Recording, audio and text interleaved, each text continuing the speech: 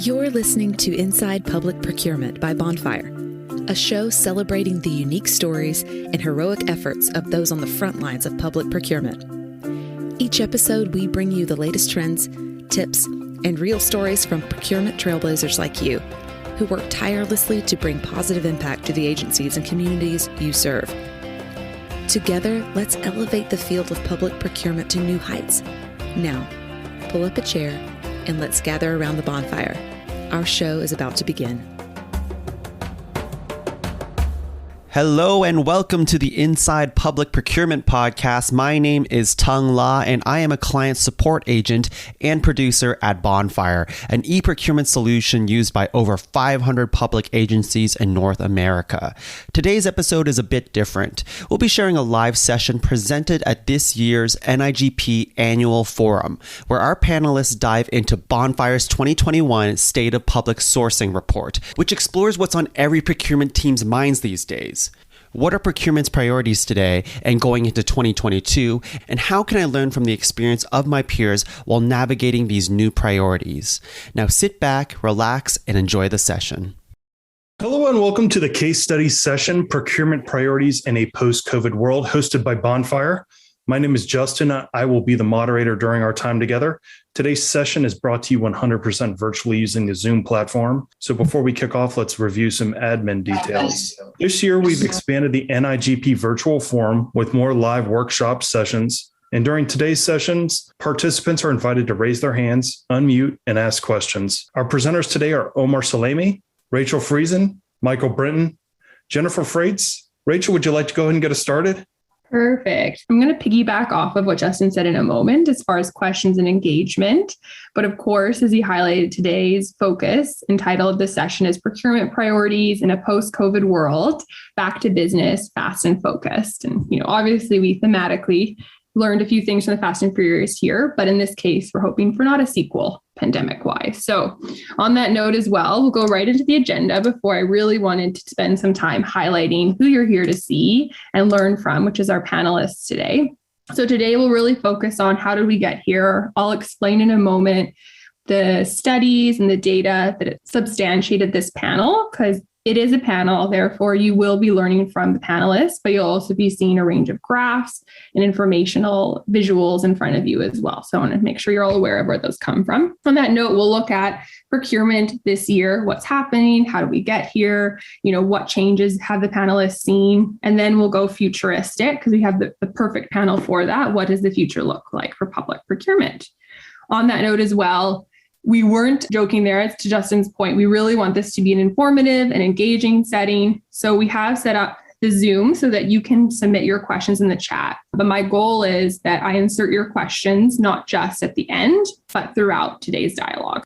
So we'll get right into the panelists and the introductions. So we got a high-level overview of the names, of course, but just to start off, to give context as well, we have Jennifer Frates, who is the Chief Procurement Officer for Barnstable County and the President of the Cape Cod Association of Public Procurement Officials. Welcome, Jennifer. On that note, we have Michael Brinton, who is the Assistant Director at the Metropolitan Transportation Commission in San Francisco. He is responsible for the procurement, contracting, risk management, and compliance. Additionally, he serves as the Title VI Civil Rights Officer for the agency. Welcome, Michael. And finally, to round out the panel, we have Omar Salaymeh, who is the CEO of Bonfire. Having worked with hundreds of public procurement agencies to bring their procurement operations online, Omar believes that procurement teams are strategic drivers within their organizations, and he is passionate about enabling those professionals for success with technology. Welcome, Omar. On that note, too, for a high-level moment about myself, my name is Rachel Friesen.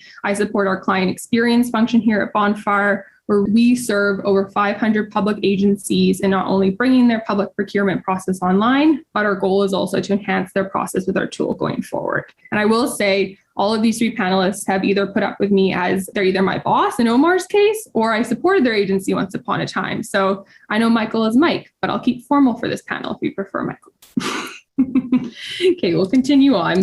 So before we get into the meat and potatoes and the questions, for context, of course, as I mentioned, we will be looking at some bar graphs and visuals. We support at Bonfire over 500 public agencies, as I highlighted. So what that means is in 6-month cycles, we really do analyze the data of our organization's purchasing efforts. So for example, are their opportunity volumes changing year over year? Are the types of opportunities changing? And what thematically are we seeing from the organizations we support? So everything you're seeing in front of you in the slides as well today are both from our literal database of data alongside poll feedback that we receive from webinars like this that we will do with our client base. So they're really married together.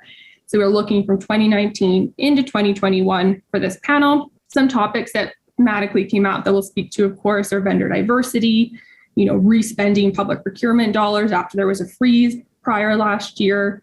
In addition to that, a new level of criticality that we're seeing from our agencies of their online tools and of their online software stacks. Now, I wasn't kidding when I said we're going to be engaged today. We did notice a dip, of course. This is probably a surprise to no one, of the opportunities that were run in 2020 relative to what we saw on the platform that is Bonfire in 2019. But before we go into that, we'll start with yourself, Mike. What do you think about the findings on the screen in front of us? Do they resonate with you? Are you ramping up your efforts, or the types of opportunities that you're running now, for example, that are different than a year ago? Yeah, this is consistent with what we went through. We're most of ours were really kind of delays in how the public health orders impacted what work could go on. We didn't really cancel any projects, but we did delay a few. It's hard to go out and do, travel pattern polls when your ridership's down 90%. So certain things like that with the health pandemic. But for the most part, with my agency being transportation, we seem to be a little bit recession proof. So it kind of makes sense that we ramp up coming out of this because there's money being spent on infrastructure. So very fair, very good context there. How about for yourself, Jennifer? What are your thoughts? And your opposite side of the country, and very different scope than Mike. Yeah, looking at the results, it definitely resonates with everything that occurred last year, but we were definitely looking at the speed and efficiency for our process. And with the county, the work just continued on. So, we still had projects that we still had to get done, even though a lot of our town halls were closed. The DPW still had projects that they had to maintain. Roads still had to be maintained. Everything still had to be done. So I actually saw an increase in projects in the past year, which was pretty interesting. I think I kept on saying we're in the middle of a pandemic and somehow we're working more than ever. So it was very interesting. For sure. Yeah, well, fair enough. Everyone justified their function and their roles. So that was very evident. And then we did see, for example, an increase in RFPs as well across public procurement. So we're going to focus a little bit on this question of the dynamics between vendors and procurement teams. How did yourselves, start with you this time, Jennifer, believe that the pandemic changed the way that your team and your suppliers work together? So I think we just were able to work a lot more efficiently. So previously when we had in-person bids, it was a lot more time consuming. Vendors were always worried if it was going to make it on time. We have quite a few buildings in our complex. So unfortunately, it was very common for bid packages, luckily to be time-stamped, but arriving at the incorrect building, which can be frustrating. And, who's to say it was really received at that time? So we'd have to get documentation and whatnot. So it just became a lot more frustrating. And then when the pandemic hit, vendors reached out to me personally and were just so grateful that they never had to put something in the mail again, that they can just straight from their office, wherever that might be, were able to submit proposals in such an easy way. So they were grateful. I got a lot of positive feedback from that. Yeah, that validation is key too. What about for yourself, Mike? Is there anything you'd like to highlight for your dynamic between your team and your suppliers? As far as the move to eProcurement or that type of interaction, Bonfire was really one of our first transitions to that. So we had been starting this process pre-pandemic for years. And luckily, we were kind of finished turning everything on in terms of workflow, electronic routing, Bonfire, right before the pandemic. But what I feel like I've seen is that we've actually been able to work more closely. It's more cooperative because in our region, we have 9 counties, and each of them with their own public health orders. And it appeared that they tried to coordinate those health orders together so they were similar, but everything was fast and furious. So I feel like we worked better with our vendors.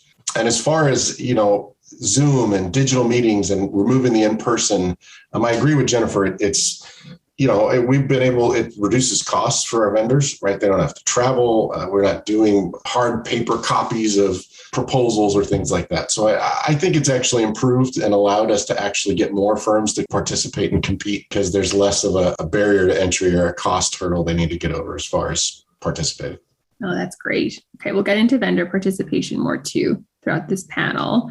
On that note, Omar, I'm curious to see your insights too, just broadly from all the organizations, that we support at Bonfire. Like, how do you believe that procurement has shifted from administrative to a more strategic role, for example, this year? Yeah, and I think I'll just echo what was said earlier in terms of that shift to using different platforms and just digitization, modernization. COVID definitely catalyzed that shift. It was due to a sudden need that we had.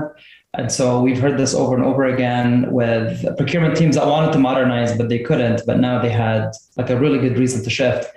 And those platforms end up shaving, hours and hours of time, whether it's something like even like DocuSign, not having to chase a document around, how much time that would save for a procurement organization. And then if you look at just like the evaluation process, right? If you had to do this in Excel, having to create the Excel sheet, distribute it to evaluators, take it back, compile it, have the meeting, and all of that being like happening automatically with the platform, again, would save hours of time. And so what do you do with the extra time? And what you end up doing, and this is what we hear all the time from our clients, is now you have time for market research, you have time for scoping and drafting better RFPs, negotiation, initiate these diversity initiatives that we're going to be talking about. And so all of that allows you just the headspace and the opportunity to start tackling these larger projects instead of doing things that, quite frankly, computers are really good at doing. So again, it was a catalyst, and that's what we're seeing that shift more in 2021, I would say, than previous years. No, that's great. Okay, we'll move on to work from home, a topic that has come under considerable scrutiny over the last while. My assumption is most of those here on the panel are working not in the office, although Michael might just have an outstanding house. I'm not sure. So how often, you can see here, this is in the poll, like, do you expect to be working from home? And it was actually about 50%. You can see assumed that they would be 100% work from the office. So that was kind of interesting that they thought they would go completely back to the office. But we did see over another 50%, if you think about this in the inverse relationship, anticipated in some capacity they'd be working from home. So it's a bit of a split bag there to a degree. So let's talk about this for a few moments. So Jennifer, for yourself, what is your reality at this time? Are you working from home? So at this time, ever since we implemented Bonfire, I've been working 100% from home. I'm still 100% from home while we're coming up with a telecommuting policy. But from what I've been told, because I've been able to continue county business and do everything and then some that needed to get done, they're really looking at keeping me 100% remote. I think if anything, I will fit maybe into that purple bar there and maybe work most of the time from home and have to at least show up every once in a while. But it looks like, and for the public sector, that's huge because there was such a stigma for so long that people who work from home aren't necessarily productive. And I think we've all proved them wrong. So no, very fair. How about yourself, Michael? What is your reality? And also, maybe what your preferences are too. You're welcome if you'd like to share that. Sure. And Mike's fine, Rachel. Hey, you even works. I'm interchanging a little, so thank you. One of the downsides of working from home is all the noises. It's not as quiet as it is in an office. I'd say that our entire agency is going to be falling in those first three bars of from 100% to home to 50% from home. We also went through the same thing. You have older school, longer term government people that were like, no, you have to be in the office. And now this is proven that, everything's fine. We're actually working better. So we're going to this buzz phrase called hybrid. The agency's trying to work out where I have a feeling they're going to give us really ultimate flexibility of if you want to work from home, if you can. But where it's leading us to is I used to sit right about where my forehead is. I have an office. So this is a background picture of the inside of our building. And so now it leads to, all right, do we really need this large of a building? Do we need this much space? It's as you go to hybrid now, there's all these other questions of, where does workers' comp start and stop? Where does ergo start and stop for people at home? So it's interesting, but, coming to a conclusion that we're going to be allowed to work from home is just going to open up a whole bunch of other fun challenges we get to tackle. But I have a feeling my agency is going to be definitely more remote work than not. So that's great to hear. And I was going to say, actually, on that note, Omar, sometimes you want to maybe speak to this a little bit. So as organizations potentially return to office, are there practices or technologies that you believe were employed or you saw employed during remote work that you believe are advantageous and should be continued to use in the future? Strategies, tactics, tools? Yeah, I mean, we certainly invested in a lot of tools ourselves to enable the work from home. There's a whole bunch that we can talk about. So I think there's a culture shift that we're going through still. Like the first cultural shift was to work from home and get that to be acceptable and build that trust. I think we're there. We've shown it now for a year and a half. Now the other shift is going to happen. And how do we integrate in a hybrid work environment those who are not working in the office with the ones who are? How do we have a meeting? And obviously it'll have to be like a Zoom style meeting. Like we can't just have a split meeting anymore. And so there's a whole bunch of things that I think will be worked out over the next little period. From our perspective, immediately we had to do some things like approvals process. We have to actually get that to be baked into a platform that can be tracked. And we had to get VPNs and just security protocols had to be really upped, considering that people are going to be remote. For example, like you can't take a Bonfire laptop and use it from another country. We will shut down that traffic. You just can't access it. So we had to do a lot of work on the infrastructure side as well, and actually inspired us to do our own work within Bonfire as well to enable remote work. One of those being the approval platform that we just launched. And so it was kind of our own experience. And then a lot of our customers saying, we no longer have, somebody knocking on the door and saying, hey, can you get this done? Can you get this intake request? Now you have to actually do a formal process for that. And so we started working on internal tools for our clients as well.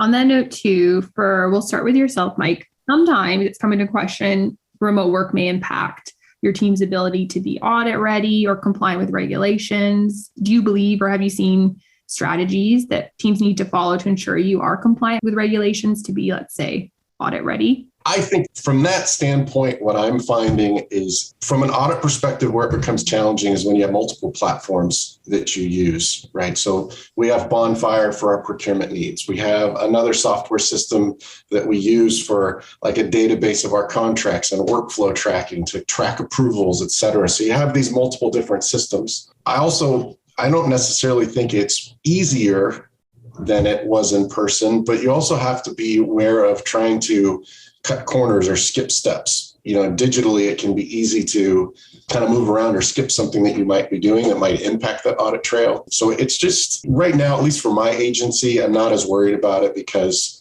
like I said, we had been going through a transition to digital working over the past 5 years or so. So we were moving along that line anyways, but I can definitely see it. I mean, especially for an agency that was potentially relying on paper and had to really quickly shift to digital, having record retention tools in place or just all of it. It really is challenging. If we had to do everything that we did to move to a digital platform within the past 18 months, I would have a bigger forehead than I do now. I would have lost more hair along the way. So. No, very fair. What about yourself, Jennifer? Did anything that Mike say there resonated with you, or what were strategies you felt as though your team had to deploy to be audit ready? I mean, I'll piggyback a little bit off of what Mike said, but we do have the same kind of situation where we have multiple platforms.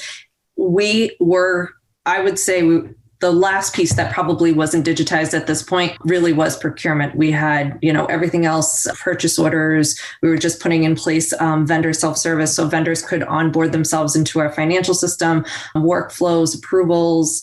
We had intake for certain tasks. Then I had to add in kind of an intake for bid requests because way back when it was just show up at Jen's desk and and let me know what you needed. So it was that sort of thing. So definitely had to go to a more intake type of process. But I know for me, it's definitely been a lot more efficient since I've implemented it. It's been great to just get all that information in, one spot and one location instead of going back and forth in emails. And do you want an in-person meeting, pre-bid meeting? How much is this going to cost? All that information is on the intake. It's been great. So definitely, I would say that for auditing purposes, granted, like I said before, it's difficult to go from one platform to the next to kind of see that beginning to end, but it's doable. Omar, what Jennifer and Mike have spoken to, do you see what they mentioned thematically represented in the public agencies that you support at Bonfire?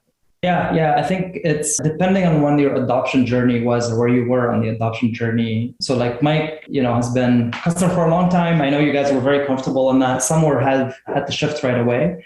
But I would say those who had to shift right away ended up in a similar spot. They probably had to go through a little bit more stress during the pandemic, having to pivot their process. But I think what Jen and Mike that spoke to that is true across the board is more and more organizations are using best in breed technology to do what they want to do really quickly, as opposed to implementing like a behemoth software solution that does it all and takes like 3 years to implement and nobody likes to use.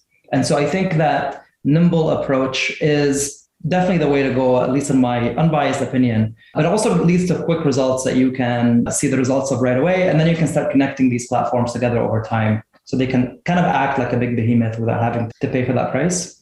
So that is a common thing that we're seeing as well, Rachel. No, that's great. We highlighted, I believe, Mike, it was yourself. For this next question, you highlighted that you had an increase in your vendor pool, I believe, with going online, your supplier network. I'm just curious, would you equate that to just going online? Because the question I wanted to frame to the panel was, has working remotely impacted your vendor reach or the diversity of the suppliers you work with? You mentioned that like outcome for your team. Mike, do you think is it oversimplification to say it was online tools or what do you think those outcomes are generated from? I think it's a combination. Like we were discussing a few minutes ago, I do believe that it's much more cost efficient, to participate in a Bonfire process for procurement where it's all digital. You have a Zoom-based proposers conference or Zoom-based interviews. You eliminate travel expenses. You eliminate the preparation. I think it's easy as to be on this side where I'm asking for people to give me proposals to forget how much cost and resources go into preparing them. And so being able to have a digital platform that saves them some costs, that's maybe a little bit more transparent and speeds up the process, that also allows them to hopefully move on from that investment and resource in the process to get to contractor to move on to the next one. From a diversity perspective, it's kind of hard because we've been making a larger shift or focus into diversity and equity independent of the pandemic. So we've had a lot of these initiatives that have been kind of building. And so I can't really equate our increase in the diversity of our vendors like a one-to-one. It's exactly because of this. But I definitely think, we've been putting more attention to it, trying to bring in more diversity in our vendor mix, and that it's digital and more cost effective and efficient for them to participate, I think also helps. Right. No, fair enough. There's a range of efforts taking place on your organization's side. Now, neither of yourselves, Jennifer or Mike, maybe you did in other ways. It doesn't come across that you made a scramble to, take on board an online purchasing tool necessarily through the pandemic. You weren't going from paper to nothing. So you're already ahead in a degree, ahead in a modernization approach. But are there practices or tools that you did put in place during the mandatory, like there's no other option work from home period, that you've had to reevaluate, whether it's lack of scalability or due to security or your stakeholders' feedback? Yeah, no. I mean, of course, relying on Zoom meetings or we have made more efficient use of like SharePoint-based document preparation where you're all working off of the same document rather than emailing attachments around, and version control has gotten a little bit easier or more focused on. But most of the systems we are relying on in the pandemic period were systems that were already implemented or were implementing. I do know that I am, it's funny, I would imagine Omar and Rachel, you guys are probably seeing this, slow to adopt government agencies, slow to move to the digital world. But then once we're there, we're like, we want everything. You need to make your system do everything we want it to do right when we want it to do it. And you're taking too long. So, I don't want a big ERP system, but I would love a system that my procurement and contracting efforts and workflow and approvals could all live and breathe in one system. That would be like my next goal for my agency, to arrive at something like that. But yeah, no, we're already using everything that we're doing. It's just getting used to working digitally. I'm tired of looking at myself. I know I can turn off the video, but it's like, then I can't really pay attention. Am I looking at the right place?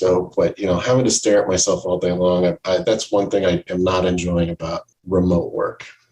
No, very fair. And I would echo what you said. There is that interesting level of you go 0 to 1, and then you want to go, 1 to 1,000 overnight a little bit with teams. They have a new level of expectation of their tools, but You're not alone. We did see that as a theme coming out of even what we saw in the surveys that I'm surfacing the data from today. But I think Omar and I could have been potentially predictive on that outcome regardless. The criticality was always there. It's just been that much more enhanced, if anything. So now we'll be focusing on the amount of hands on deck, for lack of a better word, like stakeholders involved for opportunities per agency. So we did actually see in this year, 2021, that the number of buyers or purchasing specialists, procurement agents did bounce back, for lack of a better word, rising about 50% over the last year. So that's a 44% increase in procurement buyers leveraging procurement software between the years of 2019 and 2021. So Jennifer, you highlighted project volume or opportunity volume already today.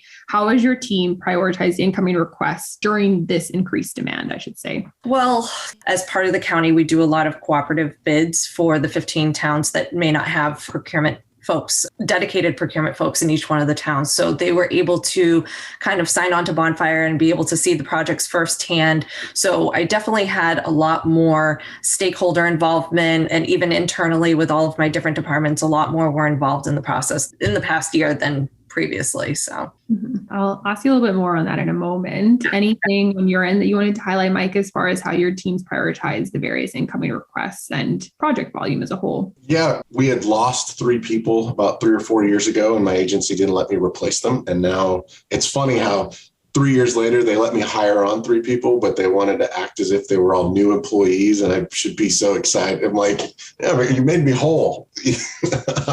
But no, we've increased our staff size using the tools that between Bonfire and another system that we use. We've been able to coordinate, making sure we're monitoring workload, shifting workload around so that no one's completely overburdened. One of the things that we've also done, we're a regional agency, so we cover 9 counties. And within that 9 counties, there's, I think, 116 jurisdictions between towns and counties. And they all they've been much more challenged through this pandemic than my agency has. And so we've made an effort to make sure our procurements are available for cooperative use or piggybacking by other jurisdictions within our agencies. So like our benches, other cities can use that to satisfy their procurement policies and then just go straight into contract. And we've been trying to educate our jurisdictions about that, like reaching out to them saying, hey, we've got these procurement tools that could potentially save you time, et cetera. And so we've gone that route of, it's not necessarily our volume, but we've been trying to help our jurisdictions and our regional partners handle their own resource versus volume challenges as well. Mm-hmm. So Jennifer, I just know from our past conversations, you and I, you've leveraged the piggybacking vehicle as well. And when Mike was speaking to that for his team as like an optimization point, I was curious if you wanted to share how Barnstable's leveraged piggybacking. Yeah. Sure. I mean, the big difference is that, I'm a department of one. So I do anything that requires a sealed bid, I do for all of our internal departments. We have a decentralized system of buying. So, anything under that requires quotes, the departments usually handle. I monitor, make sure they're in compliance.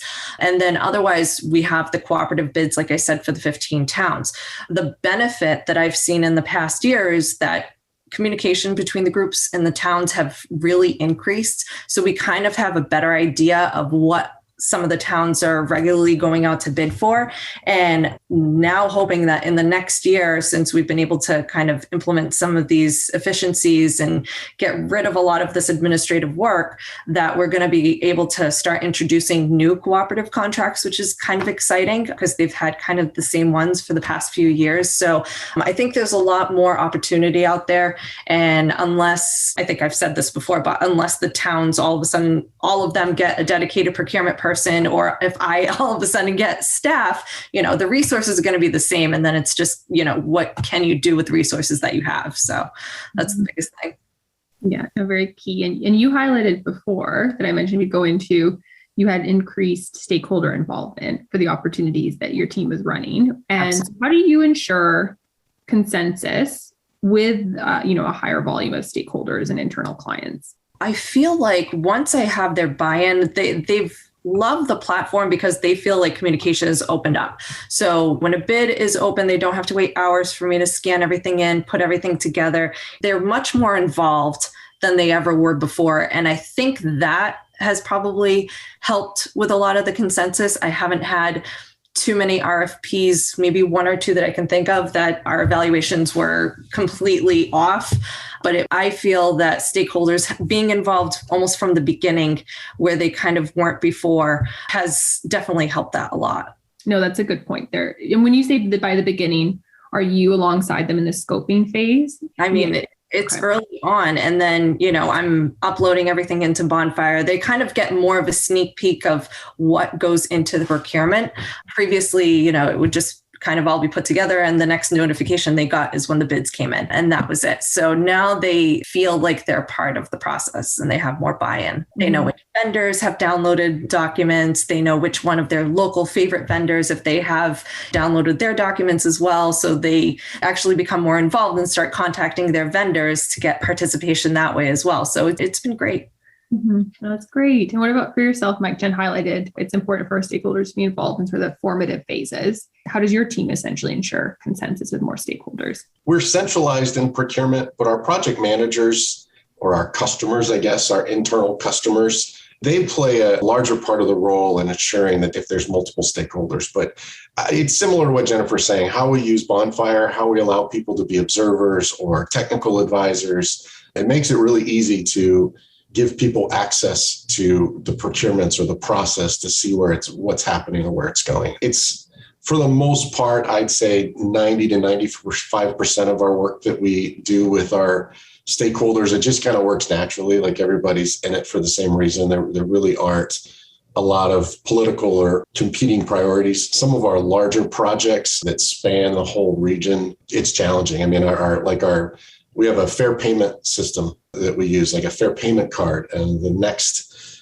iteration of this system, I think we had a panel of maybe 25 plus scoring people, which were agencies throughout the area. Plus we had maybe 30 plus technical advisors. So it's like herding cats sometimes, but I just think it's communication and working with people. No, very fair. I mean, Omar, you're probably not unfamiliar to having to align and have maybe not, but somewhat democratic decision from an organization. I'm one of the people that tries to talk the loudest, but you have to obviously weigh other people's opinions at Bonfire. So is there any feedback you wanted to highlight relative to what Jen and Mike said from your own experience?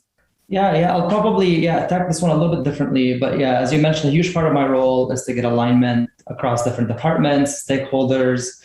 And so I've noticed that I've had to adjust the way we run these types of meetings at Bonfire to ensure that we end up with the best decision. So the one thing that I learned very quickly, you have to be very deliberate with your communication. There's a lot of passive communication that happens randomly, whether you overhear something or you go out for lunch and you get filled in on what's happening. That no longer takes place. So you have to be really deliberate about who gets information and who's looped in. Otherwise, people will feel out of the loop. And I think both Jen and Mike spoke about this, right? By having visibility for your own internal clients into the process, you're kind of passively looping them in, right? So I think that's happening naturally right now.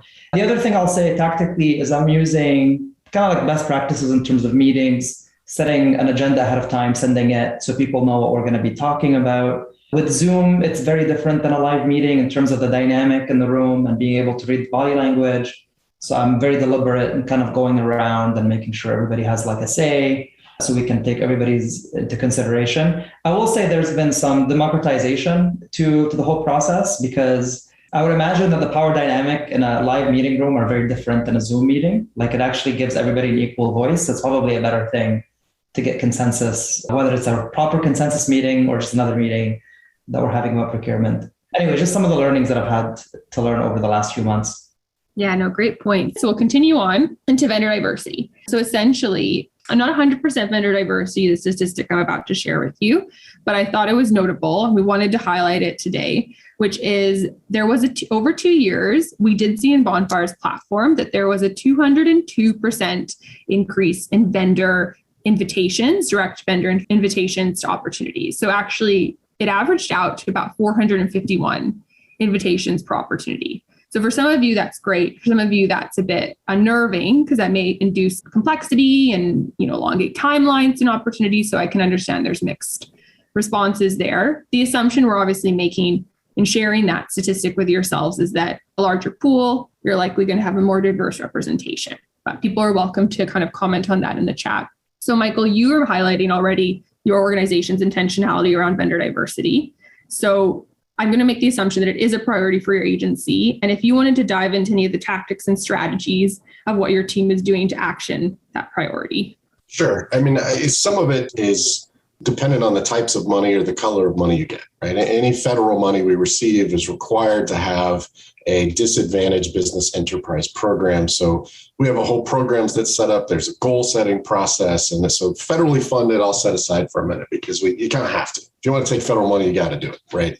Whether you're passionately invested in it or not, you kind of have to at least go through the motions. So for us, though, we've set up a whole separate program for everything that's not federally funded that tries to target small businesses and disadvantaged businesses. And it really is, the challenge becomes, though, is that for an agency that's not resourced, it's really hard because you can't say you're invested in diversity and roll out these programs, but not monitor and enforce them, because then they're just useless.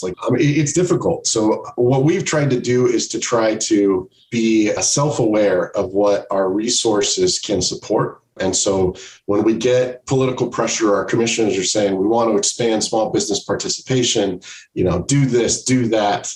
We always try to remind them that monitoring and enforcing compliance, it takes resources. And so we always try to balance out. So I think being self-aware, I just don't think it ever does an agency any good to have programs that they don't really enforce. And you kind of lose credibility with the communities you're trying to help or the entities you're trying to help. But outside of that, just doing it. Sometimes there's paralysis by analysis. You think too much, you make it too big, you make it too challenging. So we started a pilot. First, we started with a pilot. We had an idea of what we wanted to do for a small business program, and we piloted it for a year. And then we proved that it could work, and we built up our processes to be able to manage it. Then it became a more fully developed program. And now we've expanded it and increased what it does. And so we're just taking kind of baby steps of how we're looking at. We also, if your agency is in that where we want to make it more important or we want to roll out programs, looking at and learning from what other agencies are doing. We look at agencies around the country. I've been working with the Illinois Toll Authority of some programs they have for, there's these workforce development programs, and they're atypical, right? You're not your normal kind of sexy, we put a 30% DBE goal on a project. There's these programs where they hire and create apprenticeships to train construction or trade level work out of underserved communities. And then the Illinois Tollway has a program where they subsidize the hourly rates for contractors that agree to hire out of those programs. So there's a lot of different ways that you can achieve or try to make a positive impact without it actually being a goal or something major. So that would be my advice. Look at what your peers are doing in your region, look outside of your region, and there's a lot of good ideas that can not require as many resources to manage the programs. That's a great point. It's about moving the needle in general. Omar, is there anything anecdotal you wanted to share that you've seen from various strategies that our organizations have taken towards achieving their vendor diversity goals? Yeah, we've had the opportunity to talk to many of our clients on this. And so I'll just share some of the ideas. And I think they vibe well with what Mike just mentioned. So one of our clients actually took a procurement professional who was on her team, and they became basically assigned with being the outreach person for DBEs. So to facilitate the process for them, to make them well aware of the opportunities that exist, how to get access to them, just kind of pave the way for them.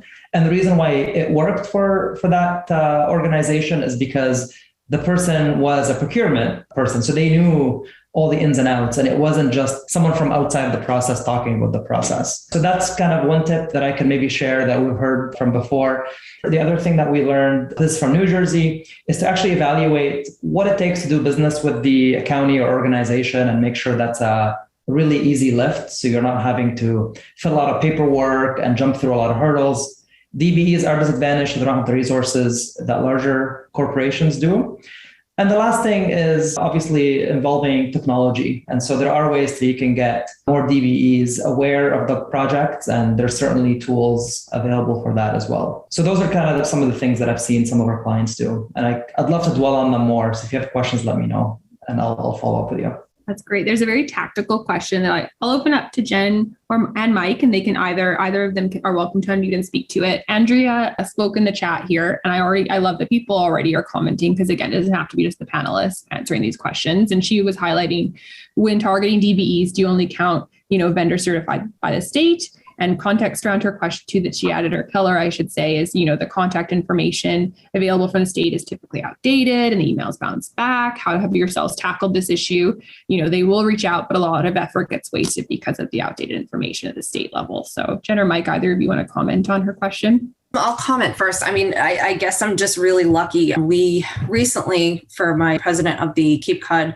Association for Public Procurement Officials and our state supplier diversity office did a presentation. They have, I don't know if they've just really stepped up their game, but they have a directory where you can search for any type of commodity, any type of vendor. If you have a vendor in mind and want to see if they're certified, if they're up to date, it's such a sophisticated system and such a good system that it's going to make it easier for municipalities and state agencies to be able to reach some of those goals.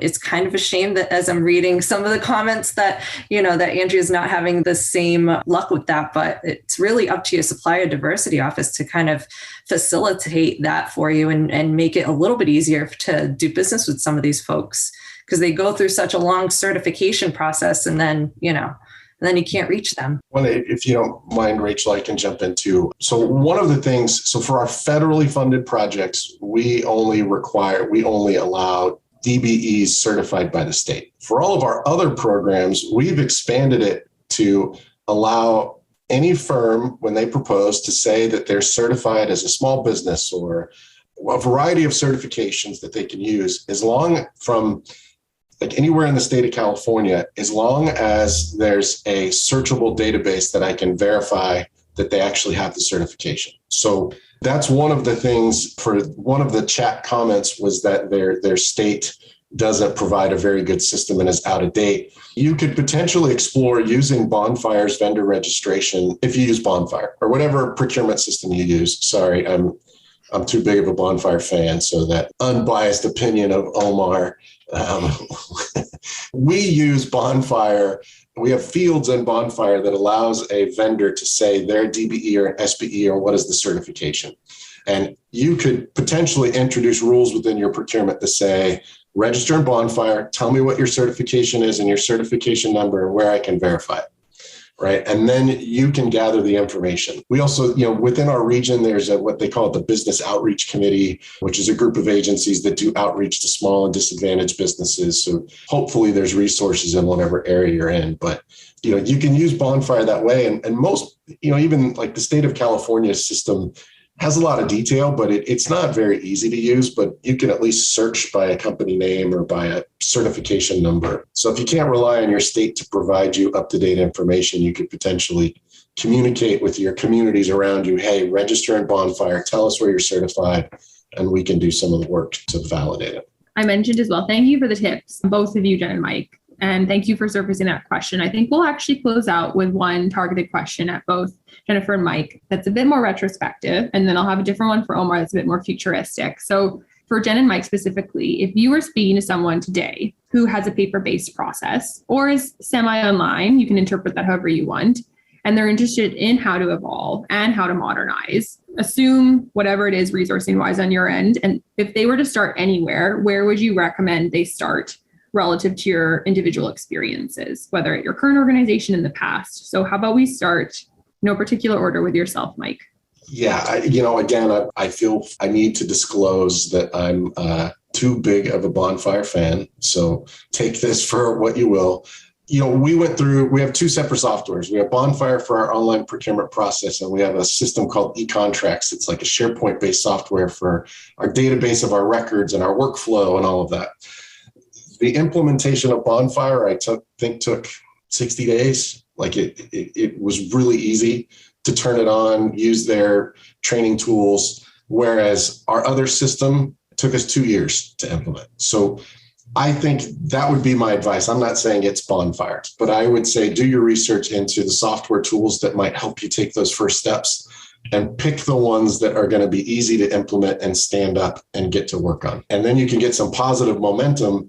And then, like I was joking about earlier, then once your customers and stakeholders kind of get a taste of the difference between waiting for a stack of paper to move around versus having things on demand at your fingertips on your computer, Now they want more. And so now you find more support, more funds, more resources to do more. But when you're out looking for a procurement system, that would be one of the biggest questions I ask is how hard is it to implement? How involved? How long does it take? What type of support do they give you, et cetera? But just pick one.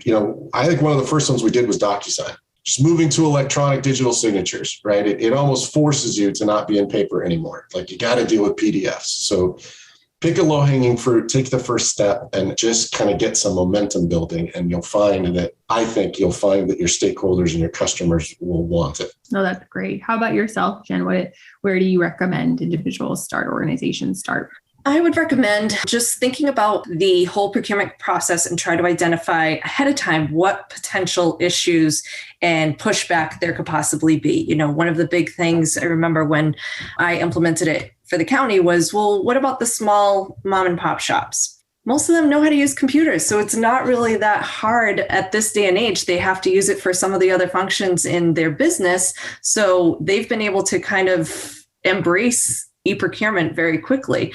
If you can start to identify what sort of roadblocks you're going to have along the way, maybe it'll be a lot easier to kind of dismiss all of the possible excuses of not, doing it. I hate to piggyback, but Michael mentioned a lot of the low-hanging fruit. We started previously to this, like we had SharePoint for the longest time. We had Teams. We had all the systems in place. They just weren't being utilized as much as they are today, obviously, but the training was there. Everything was there. So it started off with a lot of the low-hanging fruit and a lot of small incremental changes to where we are today. So I think that was very helpful. We implemented DocuSign pre-COVID, SharePoint, OneDrive, everything. So it was easy to kind of tackle it and get everyone to embrace procurement and eProcurement because it was kind of the next necessary step or next obvious step to go. No, that's great. And Omar, what do you envision for the future of procurement? I'm going to give you a pretty heavy hitting answer, but you have the mic in the soapbox, so go for it. Yeah, thanks. This is, if NIGP will have me back, I'll do like an hour presentation just on this. I've been doing a lot of thinking about this over the last few years. And I would say, broadly speaking, procurement will follow, the same modernization steps that we've seen with other core functions within an organization. And so imagine like cutting a check and how that was actually physically somebody had to cut a check and that would just happen seamlessly and nobody thinks about that twice. I think a lot of the processes that are being done, like routine tasks, will be digitized through this kind of next generation. And people are doing that today. The next step will be leveraging, and I hate to throw in one more hot jargon word nowadays, like machine learning, but there's a lot of power and potential that we're beginning to see for how you can deploy these types of tools, for example. And this is not something that we do, but there's something that others do, but machine learning for contract T&C reviews and how does it match versus our own, and just to kind of alleviate some of the legal expenses and time that it takes to actually get a contract out.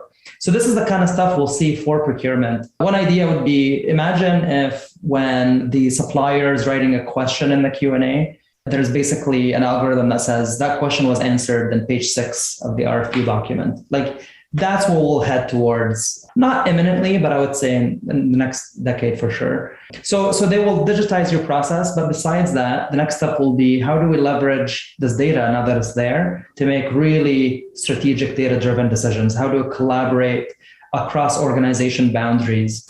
So all of these developments are gated by mass adoption of technology and procurement. So if you're thinking about making that move, you're actually helping kind of shape the future of procurement, because now we're enabling that data sharing and some of the cool stuff that will be done. Again, there's a lot more to talk about this, but we strongly believe procurement functions are strategic functions within the organization. They're being weighed down by a lot of processes that can be automated, and that will be more and more automated in the future. And the goal is to have the procurement person go out there and do the things that only humans can do. Better research, figuring out what the best contracting vehicle is, how to collaborate with others. All of that is done through human-to-human interaction. And that's what tools will alleviate you from having to do in the future. Great. And for me too, I will just highlight, we do have a 10-minute demo as well that you can join at any time of our open access community projects. I really wanted to highlight that's not if you're a Bonfire like active client, you can access the community projects. Any of you can. So Gary, for example, you're not one of our organizations. You can access community projects if you want. You'll essentially have access to over 65,000 public procurement opportunities, whether it's RFPs, RFQs, various types of scope. So there's really a wisdom of the masses element we're trying to support there, because we've heard many times organizations that we serve directly asking us, do you have an organization that's run an RFP for this? Can I have their template? So that's what we're supporting with that. And again, as I close off today, I wanted to say thank you again for the participation of those who joined today. Massive thank you to our panelists, Mike, Jennifer, and Omar, for taking this time to share your learnings authentically and honestly and sort of provide color for those who attended. It was really beneficial, and we'll have to continue the conversation in the future. Thanks, Rachel. I too would like to thank our panel and the participants today. Thanks, everyone. Procurement professionals like you are the lifeblood of public sector organizations, dedicated not only to supporting your agency, but the constituents you serve. That's why we've created the Inside Public Procurement podcast here at Bonfire, a unique place where you can share stories and discuss the topics that matter to public procurement pros. From digitization and the future of public procurement to ensuring a fair and transparent process, we're all about finding new strategies to help your agency succeed. Join us at gobonfire.com to learn more. You've been listening to Inside Public Procurement by Bonfire. If you like what you've heard, make sure to subscribe so you never miss an episode. And if you have an idea for an episode or want to come on as a guest, email us at hello@gobonfire.com. Thanks for tuning in. We'll see you next time.